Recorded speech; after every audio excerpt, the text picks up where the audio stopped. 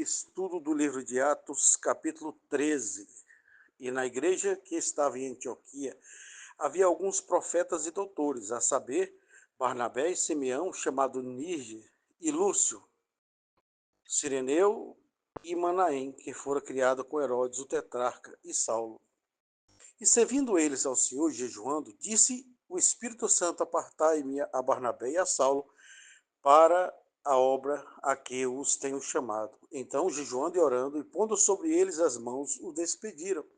E assim estes, enviados pelo Espírito Santo, desceram a Seleucia e dali navegaram para Chipre. E chegando a Salamina, anunciaram a palavra de Deus nas sinagogas dos judeus, e tinham também a João como cooperador. E havendo atravessado a ilha até Pafos, acharam um certo judeu mágico, falso profeta, chamado Bar Jesus, o qual estava com o procônsul Sérgio Paulo, homem prudente.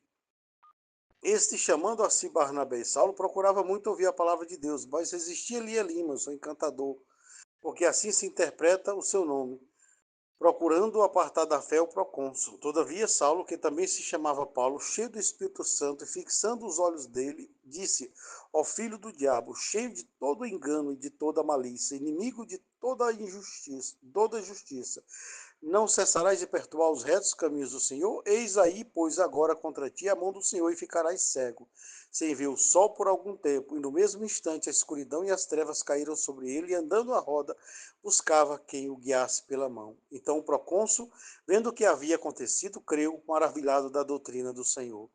E partindo de Pafos, Paulo e os que estavam com ele chegaram a Perge, da Panfilha, mas João, apartando-se deles, voltou para Jerusalém. E eles, saindo de Perge, chegaram a Antioquia, da Pisídia.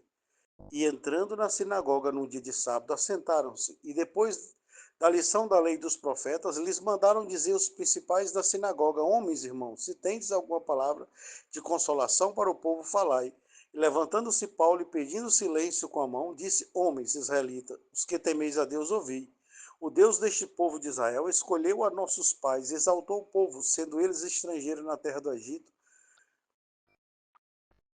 e com o braço poderoso os tirou dela, e suportou os seus costumes no deserto por espaço de quase 40 anos, e destruindo as 7 nações na terra de Canaã, deu-lhes por sorte a terra deles, e depois disto, por quase 450 anos, lhe deu juízes até o profeta Samuel, e depois pediram um rei, e Deus lhes deu por 40 anos a Saul, filho de Quis, homem da tribo de Benjamim. E quando este foi retirado, levantando eles como rei a Davi, ao qual também deu testemunho, e disse: achei a Davi, filho de Jessé, homem conforme o meu coração, que executará toda a minha vontade.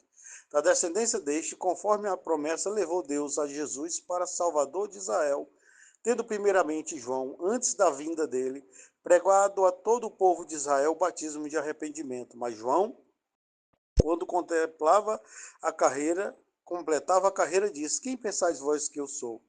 Eu não sou o Cristo, mas eis que após mim vem aquele a quem não sou digno de desatar as sandálias dos pés. Homens e irmãos, filhos da geração de Abraão, os que dentre vós temem a Deus, e a vós vos é enviada a palavra desta salvação, porque por não terem conhecido a este, os que habitavam em Jerusalém e os seus príncipes condenaram-no, cumprindo assim as vozes do profeta que se lê todos os sábados. E, embora não achassem alguma causa de morte, pediram a Pilatos que ele fosse morto. E, havendo eles cumprido todas as coisas que dele estava escrita, tirando-o do madeiro e puseram-no na sepultura. Mas Deus o ressuscitou dentre os mortos, e ele por muitos dias foi visto pelos que subiram com ele da Galiléia a Jerusalém, e são suas testemunhas como um povo. Nós vos anunciamos que a promessa que foi feita aos pais, Deus a cumpriu a nós, seus filhos, ressuscitando a Jesus. Como também este escrito no Salmo 2: meu filho és tu, hoje te gerei. Eis que ressuscitaria dentre os mortos, para nunca mais tornar à corrupção. Disse-o assim: as santas e fiéis bênçãos de Davi vos darei. Por isso também em outro salmo diz: não permitirá que o teu servo, teu santo, veja a corrupção, porque na verdade, tendo Davi no seu tempo servido conforme a vontade de Deus, dormiu, foi posto junto de seus pais e viu a corrupção, mas aquele a quem Deus ressuscitou, nenhuma corrupção viu. Seja-vos, pois, notórios, homens, irmãos, porque por este se vos anuncia a remissão dos pecados, e de tudo que, pela lei de Moisés, não pudeste ser justificado por ele, é justificado todo aquele que, vede, pois que não venha sobre vós o que está dito nos profetas. Vede, ó desprezadores, espantai-vos e desapareceis, porque opera uma obra em vossos dias, obra tal que não crereis, se alguém vos-la contar. E saídos os judeus da sinagoga, os gentios rogaram que no sábado seguinte lhes fossem ditas as mesmas coisas. Despedida a sinagoga, muitos dos judeus e dos prosélitos religiosos seguiram Paulo e Barnabé, os quais, falando-lhes, os exortavam a que permanecessem na graça de Deus.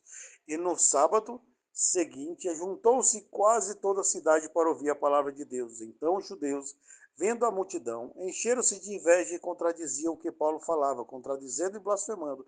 Mas Paulo e Barnabé, usando de ousadia, disseram: é misto que a vós se vos pregasse primeiro a palavra de Deus, mas visto que a rejeitais e não vos julgais dignos da vida eterna, eis que nos voltamos para os gentios, porque o Senhor assim nulo mandou. E te pus para a luz dos gentios, a fim de que sejais para a salvação até os confins da terra. E os gentios, ouvindo isto, alegraram-se e glorificaram a palavra do Senhor, e creram todos quantos estavam ordenados para a vida eterna.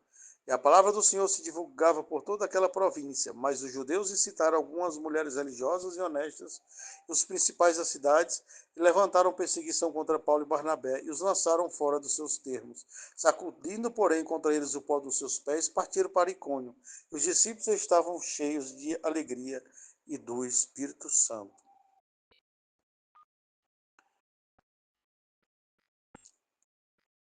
A palavra de Deus, ela é maravilhosa. E aqui no capítulo 13 é o capítulo da virada. É o capítulo que vai começar as viagens missionárias de Paulo. Essas viagens missionárias vai marcar a vida de Paulo.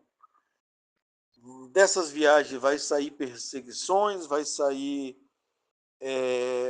acontecer muitos milagres, vai dar a Paulo experiências e vai fazer com que ele possa escrever as suas cartas, fazer a defesa do evangelho de acordo com os problemas que ele vai encontrando na igreja. Isso é importante porque essa igreja primitiva, ela era um laboratório de Deus, porque Deus precisava, não porque Deus precisasse, mas Deus quis assim que no início dessa caminhada dos cristãos se estabelecesse as bases teológicas do cristianismo. Era preciso que fosse revelado ao coração de homens o que era o cristianismo, qual o fundamento teológico do cristianismo, as revelações que vão tendo, como o livro de Apocalipse, esse livro histórico, que é o livro de Atos, que vai dar uma base histórica para o entendimento da igreja. E as cartas, elas vão sendo soluções de problemas teológicos que vão aparecendo ao longo de todo o Novo Testamento. Não só Paulo como escritor, mas nós vamos tendo entendimento do que é verdadeiramente o Evangelho. Assim como o judaísmo, eles têm a Torá e tem os outros livros que fazem estudo da Torá, que são, na verdade, estudos da Torá, e ele tem livros que fazem estudos sobre os estudos da Torá.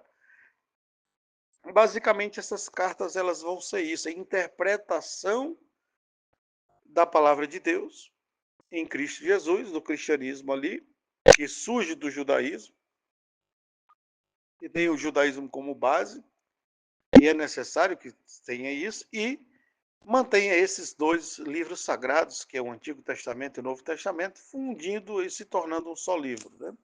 Quando a gente fala Antigo Testamento, a gente fala dos escritos antigos, não que os escritos passaram, porque trazem um complemento, é uma obra completa, da qual nós precisamos de todas, para que o Espírito Santo produza em nós a fé para a salvação da nossa alma.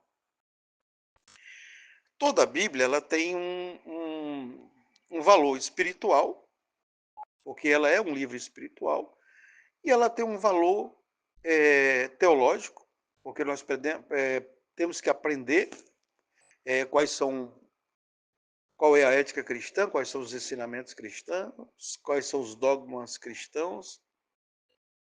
E ela tem um valor psíquico muito grande, porque na palavra de Deus você vai ter que se encontrar em algum momento. Então, quando você faz a leitura da palavra de Deus, e você deve ler a Bíblia toda, todo ano, você vai ali resolver muitos problemas psicológicos seus, porque existe na Bíblia todo o psicodrama necessário para que nós possamos alinhar o nosso pensamento. Nosso pensamento ele é muitas vezes atacado, nossa mente, nossa psique, o homem caiu da graça, e o homem tem uma estrutura física e de pensamento alterado, contrário à palavra de Deus, mesmo depois da convenção, que é um processo. Mas enquanto o Espírito Santo de Deus está trabalhando na nossa vida espiritual, por meio da palavra ele também trabalha, além da nossa vida espiritual, a nossa vida psíquica. Então nós vamos, com os personagens bíblicos, nós vamos aprendendo o que fazer e o que não fazer na conduta da nossa vida. E esses processos mentais que são gerados durante a leitura vai fazendo com que nós possamos viver o personagem. Por exemplo, você vai viver o personagem de Adão, você vai viver o personagem de Eva. Você também, quando você está lendo sobre a tentação de Eva, você está, em algum momento, se colocando ali no personagem da serpente. Porque muitas vezes você é a serpente que leva a tentação para outras pessoas, você é Eva que peca e acaba induzindo os outros a cometerem o mesmo erro que você, e às vezes você é um Adão que quer jogar a culpa em Deus. Então, ao longo do tempo, você tem que se perguntar se você não é Caim, que momento você é Abel, em que momento você está numa torre de confusão, como a Torre de Babel, fazendo escolhas erradas, ajuntamentos errados, e a Bíblia vai dizendo: bem-aventurado o varão que não se assenta segundo o conselho dos ímpios, nem se detém no caminho dos pecadores. Foi o que aconteceu na Torre de Babel, o ajuntamento dos malfeitores. E Deus dispersa ali. E você vai ver na sequência de acontecimentos, chegamos em Noé e nós temos um momento para reflexão, nós vamos ver na história de Ló, Abraão e Ló, e essa história ela é marcante, que agora é a história que vai ser a história central, basicamente, da palavra de Deus, e na história de Abraão você vai vendo os problemas que vão sendo gerados da sua descendência. Abraão era um homem de fé, que é tirado do meio da idolatria, que Abraão até os 56 anos de vida, mais ou menos, Noé ainda estava vivo, basicamente isso, e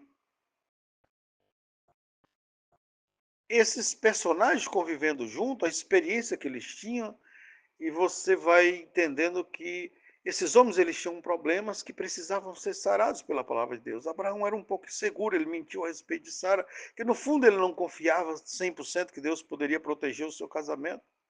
E ele vai adquirindo a fé, ele é um homem que ele se torna o pai da fé em um processo. Veja que ele não nasce a partir do chamado dele como o pai da fé. Ele não tem a fé total ali. A fé se manifesta totalmente na vida de Abraão quando ele tem pedido do filho sacrificado. Até então ele está questionando Deus, ele está dizendo: Deus, quem vai ser o herdeiro da minha casa vai ser um empregado. Sara está duvidando de Deus. Chega um momento que ele crê totalmente, que todo aquele processo, que todo aquele Deus que fez todo um conjunto de acontecimentos darem certo na vida dele, poderia ressuscitar a seu filho Isaac. Então esses personagens vão em sequências. Na vida de José você tem que aprender muita coisa, com José, com os irmãos de José, com o pai de José, com Faraó, com o, o empregado do rei ali, que José vai ser escravizado na casa dele, com a mulher desse funcionário, com os colegas de José na prisão, com Faraó, com os irmãos de José, com o perdão de José. E você chega em Êxodo, você tem que aprender com o personagem de Moisés, e em algum momento, de repente, tem pessoas que vão ser mais parecidas com José, tem pessoas que vão ser mais parecidas com Abraão, tem pessoas que vão ser mais parecidas com Judá. Você vai ver que nesse processo acontecem coisas feias, que você pergunta por que isso está na Bíblia, porque na condição humana e na cultura humana, você vai encontrando esses personagens, muitas vezes você é esses personagens. Você vai ter um vizinho que vai cometer um ato feio, E quando a Bíblia permite que um ato feio aconteça, ele não está dizendo que aquilo é validado porque está na Bíblia. Está mostrando como é que é a natureza pecadora do homem. Em Gênesis vai mostrar o homem caído. Então vai mostrar um homem que mata o seu irmão por inveja, Caim, quando mata Abel. Ele vai mostrar um conjunto de homens unidos para o mal na Torre de Babel. Ele vai mostrar uma nação condenada. Ele vai mostrar Noé com seus filhos, que acaba de sair da arca, mas tem um filho dele que lhe causa problema. Deus vai mostrar que esse Abraão mentia. Deus vai mostrar que Ló, seu sobrinho e suas filhas se corromperam um pouquinho também. Deus vai mostrar ao longo da história homens como Davi, ou seja, Deus vai falar sempre, vai sempre ter um personagem que vai às vezes nos decepcionar na Bíblia e outros que não vai nos surpreender. Mas como o homem chegou para Davi, o profeta, e disse: Davi, esse homem é você? Esse homem, ele conta a história de um homem pobre que tinha um cordeirinho e esse cordeirinho ele cuidava e como uma filha, como um filho. E chega um homem rico e toma esse cordeirinho para botar num banquete, e Davi fica com raiva e quer matar o homem. E o profeta diz: esse homem é você que pegou a mulher de Urias, você tinha tantas mulheres, você tinha dinheiro, tinha riqueza, você foi atrás de alguém que não tinha quase nada, que só tinha a mulher, pouca coisa, que honrava a Deus. Assim, nesses personagens bíblicos, você vai ter que se encontrar. E não é diferente no Novo Testamento. No Novo Testamento, nos Evangelhos de Jesus, você vai encontrar um personagem parecido com você. E às vezes você nem vai perceber. Somente vai estar tão cauterizada que você não vai perceber que horas você é Judas, que hora você é Pedro que nega Jesus, que hora você é o Tomé que não crê, que hora você é o Paulo que persegue a igreja de Deus e de repente você quer recalcitrar contra os agrilhões. E aqui não é diferente no livro de Atos. O livro de Atos vai mostrar o começo de uma igreja e esses livros que vão sendo oriundo dessas viagens, desses movimentos, desses problemas que vão surgindo, porque nessas igrejas vamos encontrar problemas parecidos com problemas que nós tivemos no passado. Homens que tomavam a mulher do pai, mulheres que se relacionavam com mulheres, homens com homens, e a igreja precisava ir combatendo essas coisas, porque ela estava inserida em um ambiente parecido com o ambiente de Sodoma e Gomorra. A igreja de Deus, desde o seu nascimento até agora, ela é como um povo que está no cativeiro, vivendo em meio a um reinado que elas não podem ter o controle total, mas ele tem que manter a sua integridade. Assim foi Noé, assim foi Abraão em sua época, que vivia em terra estranha. Assim era o povo de Deus habitando o Egito, assim era o povo de Deus a caminho de Canaã. Assim era o povo de Deus vivendo em meio àquele povo. Assim era esse povo no cativeiro da Babilônia, e não é diferente agora em Coríntios, em Romanos, em Gálatas, em Apocalipse e aqui em Atos, no começo da história. Então, existe toda uma conexão necessária para que você, quando começar de Gênesis e terminar em Apocalipse, você vai se encontrar várias vezes nos personagens bons, várias vezes nos personagens maus.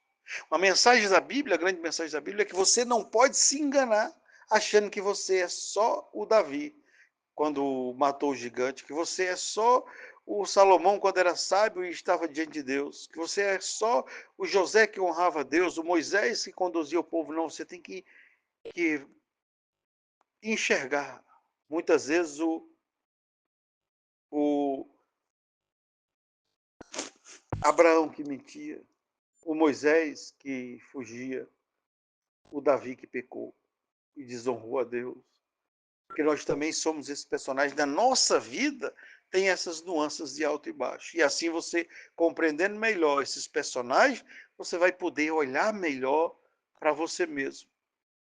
Não se vangloriar quando fizer uma grande coisa, mas também buscar o perdão quando você errar, seguindo o exemplo de Davi. Então, existe tudo isso na palavra de Deus. E aqui está começando a história. E aqui diz que começa, e tem os profetas, e aqui vai falar de uma escolha de homens. para a viagem missionária. E como é que se dá essa escolha? Por meio do escolher do Espírito Santo de Deus. Aqui nós temos uma grande mensagem aprendida. O Espírito Santo de Deus é que escolhe nós para o ministério, para o chamado ministerial. A briga por ministério em igrejas, pessoas com raiva do pastor porque não foram apresentadas. E, infelizmente, tem igrejas que se deixam levar por escolhas erradas, elas, em vez de escolher alguém com os princípios que nós já falamos aqui, como foram escolhidos os diáconos ali, no começo aqui de Atos,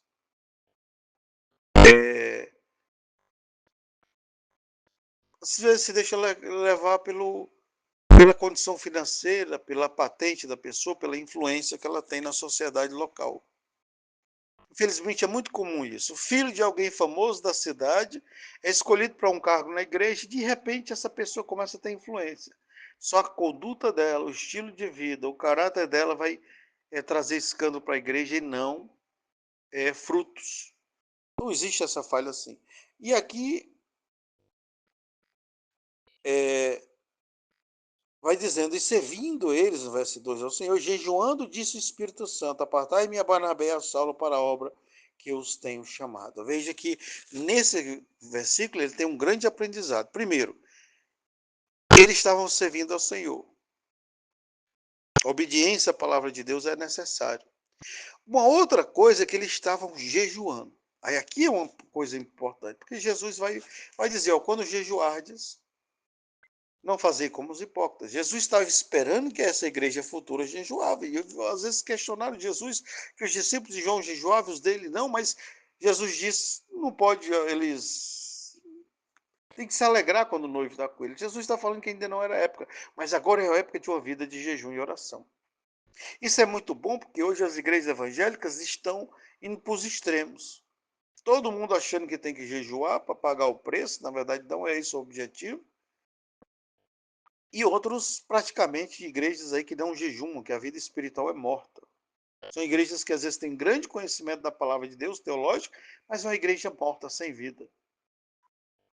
O jejum, ele é um exercício da vida espiritual, porque ele é abstinência. Quando você controla a fome, porque a fome, os sentimentos que geram a fome são os mesmos básicos, os primitivos, é o mesmo que gera o sexo, é o mesmo que gera o desejo de matar, de roubar, os instintos mais primitivos do homem, está relacionado com a fome. Então, quando você controla esses instintos, você controla os outros. O mesmo princípio que você usa para resistir a um pecado e dizer não a um pecado é o mesmo princípio psíquico que você usa para dizer não a um alimento. Por isso que existe uma espécie de treinamento. Mas, claro, que isso se dá por quê? Não é que o jejum é a causa disso. A causa era o Espírito Santo que habitava neles, fazia com que eles jejuassem. Então, não era o jejum que trazia o Espírito Santo, era o Espírito Santo que trazia o jejum. Então, quando a pessoa ela não tem vínculo nenhum, a gente suspeita que é um sintoma da falta, da ausência ou da pouca convivência com o Espírito Santo. E o jejum, ele tem muito aprendizado. Uma hora nós vamos falar só sobre o jejum. E eles estavam o quê? Era obediente a Deus, e eles estavam servindo a Deus e jejuando. Aí o Espírito Santo, diante das condições de pessoas que servem a Deus e jejuam, faz o chamado para a obra que os tenho chamado. Então, aqui é uma boa dica para você escolher obreiros para a igreja. Observar quem são as pessoas que estão servindo a Deus e jejuando. John Wesley não colocava ninguém no ministério que não jejuasse uma vez por semana até as 3, 4 da tarde.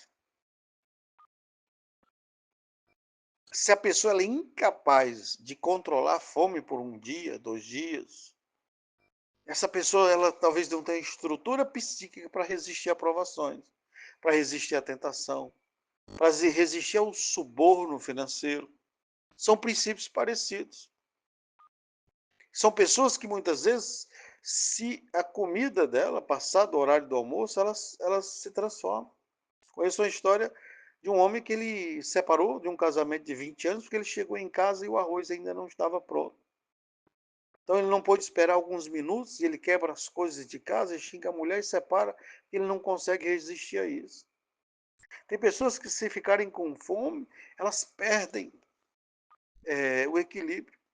E pessoas desequilibradas não podem administrar uma igreja, um ministério. Então é muito importante testar a pessoa a partir do jejum. São sinais que você pode eliminar pessoas problemáticas. Tem pessoas que desequilibram muito fácil. Quando estão com fome, ativa nela coisas que você se assusta quando para conhecer uma pessoa com fome, uma pessoa que dormiu mal, uma pessoa que passa por situações difíceis, é na dificuldade que se conhece a pessoa. Quando Deus levava as pessoas para o deserto, como levou Israel, quando as pessoas começaram a ter sede, elas perderam a fé, boa parte. Elas começaram a ficar com saudade do Egito, elas xingavam a Deus, elas blasfemavam. E ali Deus, no deserto, foi eliminando os problemas se manifestavam, Deus eliminava até o ponto de Deus dizer, ó, dos de 20 anos para cima, só vai entrar Josué e Caleb. Dos 20 anos para baixo entra todo mundo. E no deserto, Deus eliminou a maioria dos problemas.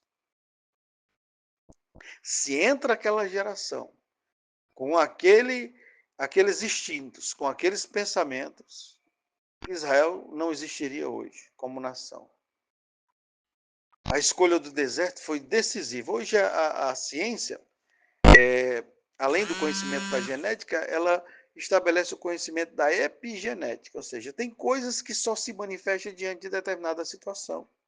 Por exemplo, uma pessoa que passa fome, ela vai ativar um gene na, na sua descendência que às vezes vai seguir muitas gerações ou todas as gerações dessa pessoa. Então, a dificuldade é manifestar no coração das pessoas. Você quer conhecer se o casal se ama? Passe uma dificuldade financeira junto.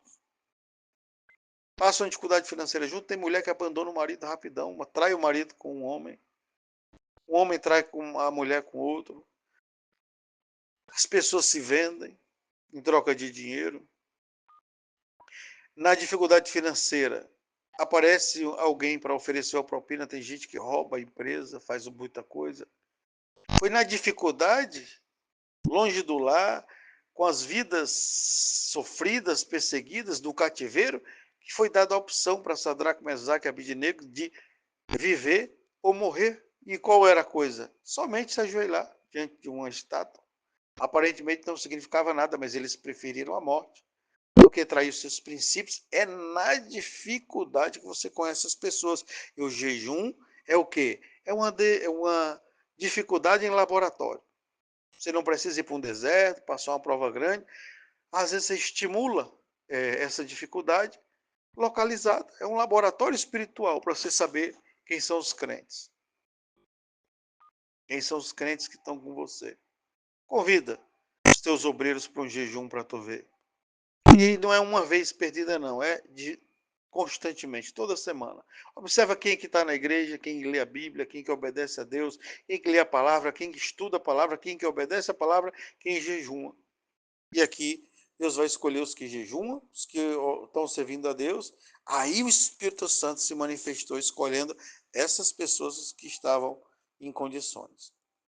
Então, jejuando e orando e pondo sobre eles as mãos, os despediram. Aqui é outro jejum. Veja que eles estavam servindo e jejuando e agora vamos jejuar e orar e colocar as mãos e enviar. Eles os despediram, que é enviar. Então, o jejum fazia parte de princípio de escolha e de princípio posterior para poder enviar a pessoa. Então, o jejum fazia parte da vida da igreja inicial. Contam que os pais da igreja, no início da obra de Deus, eles colocavam as pessoas para jejuar no dia do batismo. A pessoa tinha que ir em jejum para o batismo. Qualquer coisa que a igreja primitiva fosse fazer era debaixo do jejum. Tem relatos até que eles faziam exorcismo das pessoas. As pessoas jejuavam, tinham um período de aprendizado ali, e eles oravam expulsando demônios das pessoas. Se por acaso alguém manifestasse um demônio, essa pessoa não se batizava. Essa pessoa voltava para o início da fila, porque ela não tinha passado. Então, entende porque a igreja primitiva ela estabelecia regras. Quantas pessoas endemoniadas que não estão se batizando, que não estão assumindo cargos na empresa, na igreja? Quantas pessoas endemoniadas que não são chegaram na sua vida para casar com você? Quantos homens casaram com mulheres endemoniadas? Mulheres casaram com homens endemoniados? Ministérios foram levantados com essas pessoas? Uma vez eu vi um testemunho do pastor que dizia que tinha um irmão na igreja que pulava, que profetizava, que era um astro. E um belo dia o pastor estava lá e viu aquilo e o Espírito Santo mostrou que aquilo era um demônio. E falava em línguas esse irmão e tudo. E ele botou a mão na cabeça do irmão e na verdade era um demônio que fazia ele falar em línguas e aquilo tudo e se manifestou. E o pastor teve que expulsar e, na verdade, disciplinar esse irmão, tirar do ministério. E veja o que aconteceu. Então é preciso criar critérios iniciais para você barrar os problemas da igreja. Né? Hoje tem igrejas sérias ainda que elas fazem alguns testes. Né? Observa a pessoa, características, falas, maneira de se posicionar diante do mal, princípios de justiça, de resistência. E aqui está a igreja. Né? Assim, estes enviados pelo Espírito Santo desceram a Seleucia e dali navegaram para Chipre. E chegando a Salamina, anunciavam a palavra de Deus na sinagoga dos judeus e tinha também a João como cooperador. E havendo atravessado a ilha de Pafos, acharam um certo judeu mágico, falso profeta, chamado Bar Jesus, o qual estava com o procônsul Sérgio Paulo, homem prudente. Este, chamando a si Barnabé e Saulo, procurava muito ouvir a palavra de Deus, mas resistia-lhe a Limas, o encantador, porque assim se interpretava o seu nome, procurando apartar da fé o procônsul. Todavia Saulo, que também se chamava Paulo, cheio do Espírito Santo e fixando os olhos nele, disse ao filho do diabo, cheio de todo engano e de toda malícia, inimigos de toda justiça, não cessarás de perturbar os retos caminhos do Senhor? Eis agora, pois, contra ti a mão do Senhor e ficarás cego sem ver o sol por algum tempo. No mesmo instante, a escuridão e as trevas caíram sobre ele e, andando à roda, buscava a quem o guiasse pela mão. Então o procônsul, vendo o que havia acontecido, creu, maravilhado da doutrina do Senhor. Partindo de Pafos, Paulo e os que estavam com ele chegaram a Perge, da Panfilha, mas João, apartando-se deles, voltou para Jerusalém. E eles, saindo de Perge, chegaram a Antioquia, a Psídia, e entrando na sinagoga num dia de sábado, assentaram-se. Depois da lição da lei dos profetas, lhes mandaram dizer aos principais da sinagoga: Homens e irmãos, se tendes alguma palavra de consolação para o povo, falai. Aqui, em primeiro estágio, vai mostrar como eles pregavam e a autoridade que eles tinham. Nesse caso aqui, o Barnabé e Saulo, eles estavam cheios do Espírito Santo e da autoridade do Espírito Santo. Aqui vai acontecer uma coisa interessante. Mais uma vez, no livro de Atos, um castigo para quem resistiu ao Espírito Santo. No início do livro, nós vamos tendo um caso que Ananias e Safira são mortos pela palavra que sai da boca de Pedro, porque eles estavam mentindo para o Espírito Santo. Algumas vezes você vai vendo o Espírito Santo repreendendo pessoas que estavam tentando enganar, comprar dons, e aqui Paulo vai castigar eles com cegueira. O Espírito Santo de Deus, tomando Paulo, castiga eles com cegueira.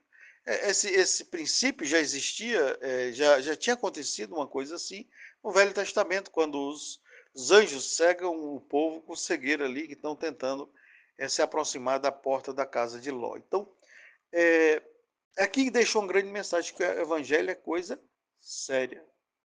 Esse oba-oba que as pessoas fazem do evangelho não é isso. As pessoas acreditam no evangelho do Salmo 23, o evangelho do Salmo 91, do Jesus que rolou a pedra de Lázaro para ressuscitar. Então, criou-se um evangelho em torno dos milagres de Jesus, e é importante criar-se esse evangelho. Só que o grande problema é que quando você não mostra o outro lado do evangelho, você cria uma espécie de Deus falso. Porque você apresenta umas características e o povo segue, a multidão estão seguindo o Deus que não é bem o Deus da Bíblia, é o Deus com histórias da Bíblia. Ninguém está dizendo que existe outro Deus, mas que quando você fundamenta a fé num Jesus que é bonzinho, que fica adulando e implorando para as pessoas entrarem na igreja. Não é assim. Se Jesus, por meio do seu Espírito, também tira a vida de quem desobedece a Deus, cega quem desafia Deus, castiga quem faz coisas erradas da presença de Deus, lança fora, como lançou Ananias e Safira, como foi feito no passado com Saul. Então aqui, basicamente, gira em torno disso, e Paulo, sentindo esse desafio e que esse Elimas estava atrapalhando o evangelho, ele lança uma palavra de maldição. Lança uma palavra de maldição e ele fica cego. E aí isso causa temor. Você veja o que causava o impacto na vida cristã, não era só os milagres, não. A gente acha que o povo se convertia só porque via o cego andar, o cego ver, o aleijado andar, o morto assustar. Não, porque eles viam também que quando alguém cometia algo grave, como Ananias e Safiras, podia morrer, podia cegar, e quantas outras coisas que não aconteceram. Lembre que o livro de Atos aqui é um resumo da história. Aqui ele em 20 e poucos capítulos, eles resumem 30 anos basicamente de evangelho, de pregação da igreja primitiva. Então aqui não está dizendo que aconteceu só essas vezes, está dizendo qual era o princípio usado, da autoridade para curar e libertar as pessoas e expulsar demônio, mas a autoridade também para castigar muitas vezes pessoas que se aproximavam. É por isso que muitas pessoas estão na igreja enganadas, buscando orações sem terem respostas, porque profanam o evangelho. Não é o crente fraco. Tem crente que é fraco, está na igreja é fraco, ele tem limitações. A mente humana tem limitações. Deus entende mais de psicologia do que os psicólogos. Deus sabe das neuroses, das psicoses, das perversões humanas. Deus sabe quem são como as pessoas chegam diante dele. As pessoas sinceras que têm coragem de confessar o seu pecado e dizer: Senhor, eu não estou valendo nada. Eu estou aqui para buscar a tua misericórdia. Eu não tenho condições de me salvar.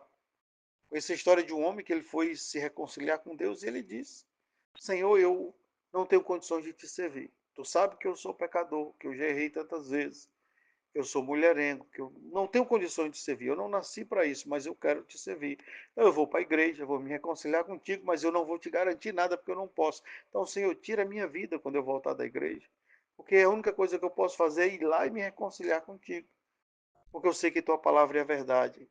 Mas quando ele voltou, nada aconteceu com ele. Deus mostrou depois de muitos anos que a salvação, às vezes, ela é processual, não é instantânea, como o homem quer. E aqui vai mostrar a autoridade de Deus contra as coisas erradas também que se aproximam da obra de Deus. E vão chegar a Antioquia, no sábado, e lá perguntam se alguém tem alguma palavra de consolação. O verso 15. E levantando-se Pedro, verso 16, e pedindo silêncio com a mão, disse: Homens israelitas, os que temem a Deus ouviu. Deus deste povo de Israel escolheu nossos pais, exaltou o povo, sendo eles estrangeiros na terra do Egito, e com braços poderosos tirou dela. Aqui Pedro vai fazer um resumo, e é sempre isso que eles fazem na sinagoga, eles têm que apontar a história bíblica para Cristo, é o que Mateus faz ali no seu evangelho, que é um evangelho destinado ao povo judeu. Começa com a genealogia de Abraão até Jesus. Então, o que acontece? Toda vez que eles vão pregar, eles fazem, geralmente para os judeus, essa ligação dos profetas, dos reis, dos antepassados, e eles chegam em Jesus Cristo. Às vezes fazendo uma acusação de morte, às vezes fazendo acusação que eles rejeitaram. E aí aqui ele vai passar por João Batista, vai passar pelos antigos e chega em João Batista, em Abraão. E ele vai falar da condenação de Jesus. É muito importante isso, porque a condenação de Jesus era recente. Então ele faz uma espécie de resumo histórico, porque eles querem trazer à memória dos judeus as ligações bíblicas que tem com Jesus e com as profecias. Vai falar da ressurreição de Jesus vai ligar Jesus aos salmos, que é o que acontece, por exemplo, no verso 33, 34, 35. E é muito importante a presença de Davi nesses textos, de Abraão, Davi é muito mencionado, porque essas duas conexões é importante, já que muitas promessas eram a respeito do trono de Davi, da descendência de Abraão, e Moisés, que era o grande profeta do judaísmo. Então, sempre que eles vão pregar numa sinagoga, e eles sempre começavam pregando na sinagoga, nessas viagens missionárias, e depois se dirigiam aos gentios, eles fazem essa sequência, né? E vai dizer que no verso 42, Deus, os gentios pediam que eles voltassem para contar a história. E alguns criam, né? Criam na palavra de Deus, e Barnabé e Paulo exortavam a permanecer na graça de Deus. No verso 44 diz que no sábado seguinte juntou-se quase toda a cidade para ouvir a palavra de Deus. Veja que o sábado era o dia mais sagrado do judeu, era o dia que eles não trabalhavam, então eles destinavam ali a questão da religiosidade, tendo em vista que judeus é um povo naturalmente trabalhador e inteligente e conquistador, são ganhadores de dinheiro, e no sábado eles tinham esse espaço. Então eles faziam essas pregações mais focadas no sábado, porque era muito mais fácil encontrar judeus na sinagoga no sábado. E ele vai dizer que eles contradiziam muito ele, né? Então poucos acreditavam, mas eles se dirige agora aos gentios, no verso 47, porque o Senhor assim nos mandou. Ele diz que a respeito de que ir primeiro para os judeus, mas eu te pus para a luz dos gentios, a fim de que sejais para a salvação até os confins da terra. Verso 48. E os gentios, ouvindo isso, alegraram-se, glorificavam a palavra do Senhor e creram todos quantos estavam ordenados para a vida eterna. Nem todos estão ordenados para a vida eterna. Lembre disso, que a grande e dura mensagem que está na Bíblia é que poucos pregam. Jesus disse que a porta do céu é estreita, o caminho é apertado, são poucos que passam. E a palavra poucos na Bíblia, nós não sabemos quanto isso é em quantidade. Mas quando nós temos ali Noé, em um mundo que já existia muita gente, salvaram-se 8 pessoas. Numa cidade que tinha milhares de habitantes, salvaram-se 3 pessoas, que foi Ló e suas filhas. Então, o conceito de pouco de Deus, às vezes, é muito pouco. O cristianismo tem 2,5 bilhões de pessoas, parece que quase 1 bilhão ou 1 bilhão de evangélicos já, mas acredita, é muito pouco. Tem gente que acha que é metade, mas não tem como ser metade, porque metade é muita coisa. O pouco de Deus, muitas vezes, surpreende que é muito pouco. Então, a grande mensagem do Evangelho é o quê? A maioria das pessoas vão para o inferno. Quando eu digo que a minoria se salva, eu estou dizendo que a maioria vai para o inferno. Automaticamente. Só que Jesus disse de uma forma tão doce que a maioria cegaram para essa mensagem. Quando eu digo que 1% das pessoas se salvam, eu estou dizendo que 90% vão para o inferno. Aí, no verso 50, vai falar que eles se citaram algumas mulheres religiosas e honestas. Os principais da cidade levantaram perseguição contra Paulo e Barnabé e eles sacodem o pó dos pés e partiram para outra cidade. Os discípulos estavam cheios de alegria e do Espírito Santo. Essa é a grande marca de Atos aqui. Vai sempre falar de união, de reunião e de cheios do Espírito Santo, cheios do Espírito Santo, cheios do Espírito Santo. E é interessante você mostrar o que eram essas pessoas cheias do Espírito Santo. Nós vimos que a principal marca era serem unidos, né?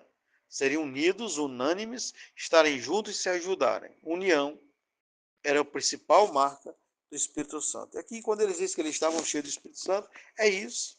Quando a pessoa é cheia do Espírito Santo e ela encontra outra pessoa cheia do Espírito Santo, eles se entendem. Eles recebem um ao outro, eles têm respeito um pela família do outro. A pessoa cheia do Espírito Santo, ela indica outra pessoa cheia do Espírito Santo para o trabalho. Se ela precisa de um pedreiro, ela vai lá e indica um pedreiro. Se alguém precisa de um pedreiro, ela conhece o irmão que é pedreiro, ela indica. Se ela vai comprar, ela procura ver se tem um irmão que não está vendendo aquele produto, para ela gastar o dinheiro ali, porque ela sabe que aquele dinheiro vai parar na igreja, vai parar na obra de Deus. Ela defende as pessoas nas redes sociais que são relacionadas ao Espírito Santo. Ela vota nas pessoas que são ligadas ao Espírito Santo. Quem tem o Espírito Santo se une a quem tem o Espírito Santo de Deus. Essa é a grande marca de quem tem o Espírito Santo, é estar unido, reunido e ajuda mútua. Chora com os que choram, se alegra com os que se alegram. Se tem um país que persegue os cristãos, quem é cheio do Espírito Santo, se for comprar um produto, não compra produto de origem desse país. Não vota em alguém que apoie esse país. É por isso que tudo que nós fazemos temos que ser guiado pelo Espírito Santo. Quem tem o Espírito Santo não casa com quem não tem o Espírito Santo. O irmão até dizia que na igreja os espirituais se encontram e os carnais também. Quem tem o Espírito Santo começa a observar os sinais. O próprio Espírito Santo está na pessoa, move a pessoa para ir atrás dos sinais. Por isso que quem é cheio do Espírito Santo geralmente casa bem. Não é que não vai ter problemas. Claro que durante a caminhada pode ter problemas. Por quê? Porque as pessoas podem cometer falhas grandes, mesmo tendo o Espírito Santo. É o caso de Davi. Mas não é uma coisa constante. Quem tem o Espírito Santo não vive constantemente no erro. E esse é o grande aprendizado desse capítulo. Tem muita coisa aqui que a gente pode explorar. Um capítulo onde exige explicações maiores a respeito das cidades, dos locais enviados, atualizações com os dias de hoje, qual nomes que mudaram, qual nomes que não mudaram. E lembramos que não é esse o nosso primeiro objetivo. Nós queremos pregar em alguns livros da Bíblia, todos os capítulos, geralmente uma pregação por capítulo, e depois a gente voltar fazendo várias pregações no mesmo capítulo. Aí teremos que dividir em parte. Por exemplo, um capítulo como esse, que tem 52 versículos, não dá para fazer numa pregação só se você quer esmiuçar o conhecimento, né? Então você tem que dividir aí a cada 4, 5, 10 versículos, ou pelo menos por temas principais, dividir em 3, 4, 5, para que você possa ter uma pregação melhor. Então é importante que você leia o capítulo da Bíblia, ouça o áudio, medite na palavra de Deus e em breve você vai estar aqui também tendo explicações melhor. Uma coisa mais focada na parte da hermenêutica, da exegese, a gente buscando uma aplicação melhor. O primeiro passo é conhecer. É você passar por esses capítulos tendo uma primeira ideia. Aí depois, pelo Espírito Santo de Deus, aqui ou no outro canal, Deus vai abrir a sua mente. Receba a palavra no nome de Jesus. Lembre de se inscrever, compartilhar bastante. Em nome de Jesus, amém, amém.